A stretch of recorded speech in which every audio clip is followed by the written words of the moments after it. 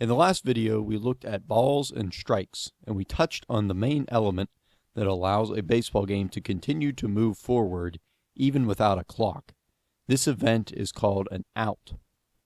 If you want to get technical about it, the rulebook lists over 30 different types of outs, but the majority of them occur in one of just 3 ways.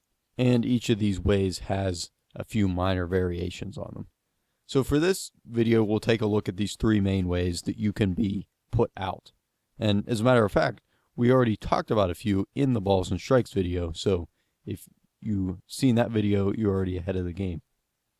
And from that video, you'll recall this flow chart. When the pitcher makes the pitch, a few different things can happen. If the batter does not swing, either the umpire is going to call a ball or a strike.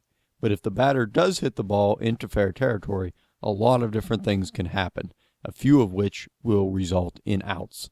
So let's go to those now.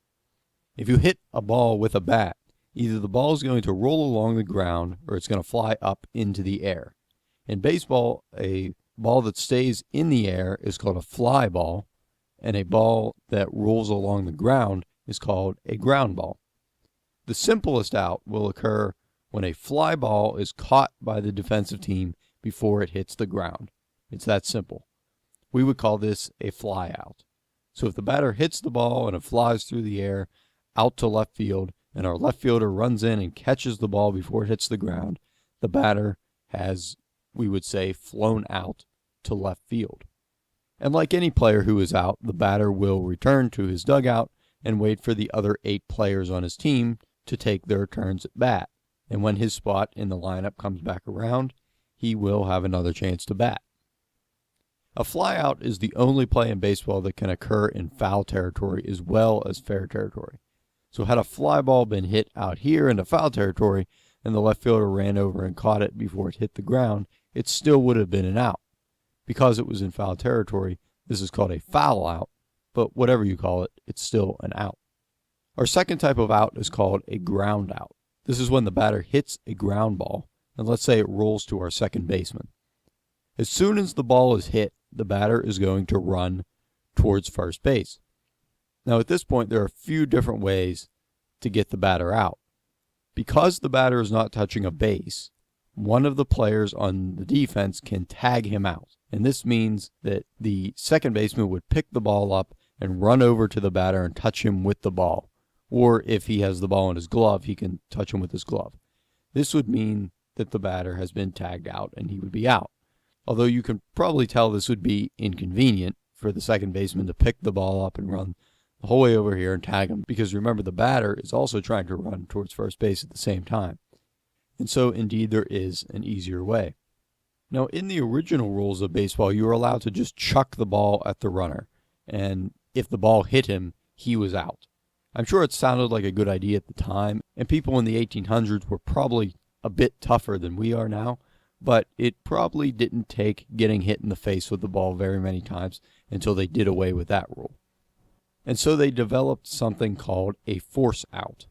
This means that instead of touching the batter with the ball, the defense can instead touch the base that he is running to. For example, our batter grounds the ball to our second baseman, and he runs toward first base. At this point, the first baseman will run over to first base and put his foot on first base. The second baseman will then throw the ball to the first baseman. And at the moment that the first baseman has the ball and he is touching first base, the batter is out. However, if the batter is able to run and touch first base before the first baseman can get the ball and touch the base, he would not be out.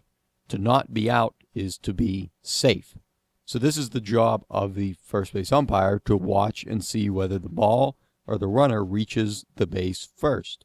And so again, if the runner is out, he will have to return to the dugout and wait for his spot in the order to come back around. If he is safe at first base, though, he will become a base runner and he will stand on first base while the next player on his team takes his at bat. Now, the vast majority of ground outs you will see will occur just like that example that we looked at, where the batter grounds out to one of the infielders. But hitting the ball into the outfield does not mean that you automatically become a base runner. So if a batter were to hit a pitch into right field, and maybe he trips while he's running toward first base and he hurts his ankle. Even if the ball hits the ground before the right fielder gets to it, he can still throw the ball to first base to get that force out. This would definitely be an exception, though. Most of the time when the ball is hit into the outfield and it's not a flyout, it will result in the batter becoming a base runner. So finally, let's recap what we learned in the last video about strikeouts. Remember, 3 strikes and the batter is out, but the third strike cannot come on a foul ball. It must either be a swing and a miss or a strike that is called by the umpire. And the other aspect of this third strike is that the catcher must actually catch the pitch in his glove.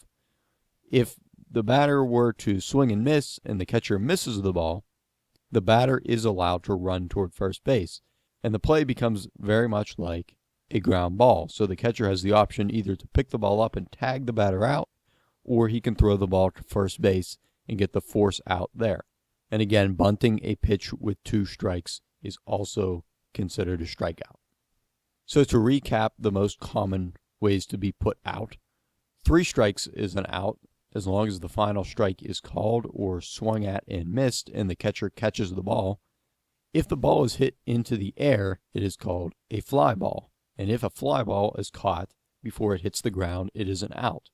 If a fly ball touches the ground, it becomes a ground ball.